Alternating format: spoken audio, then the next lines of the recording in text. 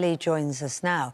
Were you scared during that, or was the fact you were filming and not drunk, in full, control of your mind and situation, did that protect you at all?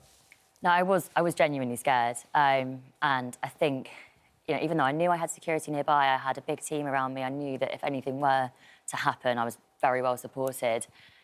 Being in that position, and especially when this man came back to the hotel room, it made me feel really vulnerable. Mm.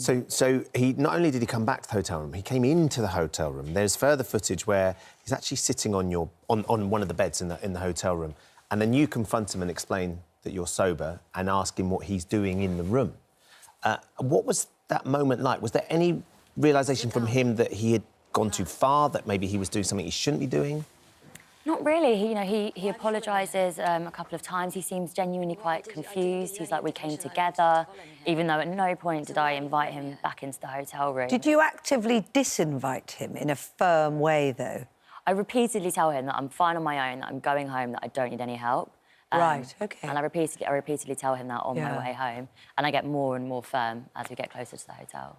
It's an extraordinary thing to see somebody, you were pretending to be drunk and sort of disorientated, but, of course, lots of us will be out over the Christmas period, festive period, and we will see people in the street a little bit like that.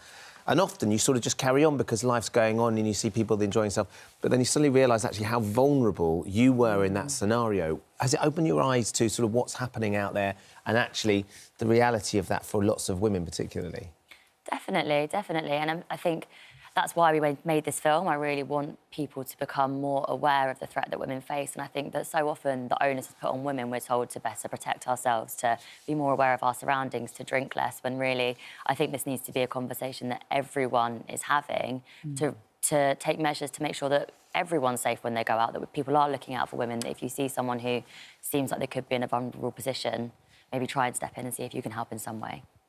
I think people get worried, don't they? And it's maybe easier as a woman for me to talk about this, because Ben would probably not want to, but about seeming to intrude. If you're out at that time of night, there's lots of people. You looked like you were staggering, but you didn't look like you had intoxicated in the sense of needing to call an ambulance because of too much drink. People might just think, oh, she's staggering along. What do I do? If I go over, is that wrong? If I don't go over, is that wrong? Will she start shouting at me and saying, go away? There's almost a sort of a confusion, I think, particularly from men. I think I could do it and would be comfortable with it, about what's appropriate. No, definitely, and I think that's fair. I think that it is a difficult thing to navigate, but, I think if you see someone, and particularly it's being aware of other men, it's not necessarily women, I think, that you need to look out for who are drunk. Is there someone nearby who doesn't appear to know her, who's really staring intently, who's maybe following behind her? And if you see something like that happening, then you can maybe step in, make sure, see if she has any friends in the nearby area, see if you can point her in the direction of someone of authority. See, now that is, I think it's really brilliant advice, but, of course, the majority of those people on those streets had been out revelling, or with their friends. They were distracted, probably didn't notice, were busy chatting or talking, and would see someone else staggering around and wouldn't think there was anything unusual about it.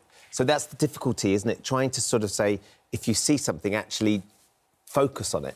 Yeah, it's true, but I think women are more sensitive to this. I've been out when I've seen a man sort of staring maybe at someone, or, I've noticed someone who doesn't appear to be drunk like everyone else, who's kind of loitering. And so I think it's just trying to make everyone a bit more vigilant in the way that I think women are ingrained to be sometimes.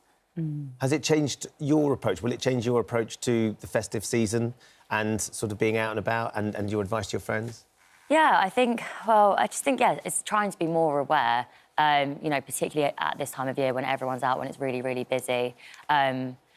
It's difficult because I don't want to say, make sure that your phone's charged and make sure that you're out in pairs, because I do think that the onus is always put on women, and that shouldn't necessarily be the take-home from this. But, of course, there are little things that we can do to also try and help ourselves feel safer. My mum always says, just because there shouldn't be a pothole in the road doesn't mean you don't try to avoid it. Just because it's not actually the fault of the women in that position, it's sensible to take precautions as well along the way, isn't it? Well, it's a fascinating look at something which, I think worries a lot of women, worries a lot of men. So thank you very much indeed. Thanks, Ellie.